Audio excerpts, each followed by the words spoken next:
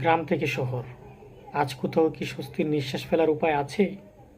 নিত্যপণ্যের লাগামহীন দাম, বৃদ্ধিতে সাধারণ মানুষের সংসার চালানো এখন এক বড় যুদ্ধ। শুধু চাল ডাল আর বাজার খরচই নয়, গ্যাস বিদ্যুতের বাড়তি বিল, ক্রমাগত বাড়তে থাকা বাসা ভাড়া আর পরিবহন খরচে আজ সবার নাজেহাল অবস্থা।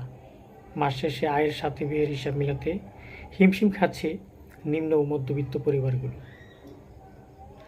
বাজারের দাম যেভাবে বাড়ছে, মানুষের আয় কিন্তু সেভাবে বাড়ছে না। বিশেষ করে বেসরকারি খাতে বেতন বৃদ্ধির হার গড় মূল্যস্ফীতির চেয়েও অনেক পিছনে পড়ে রয়েছে।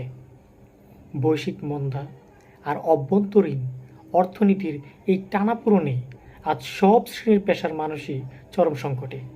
প্রশ্ন একটাই, এই কঠিন অর্থনীতির হরক আর কতদিন বইতে হবে সাধারণ মানুষকে?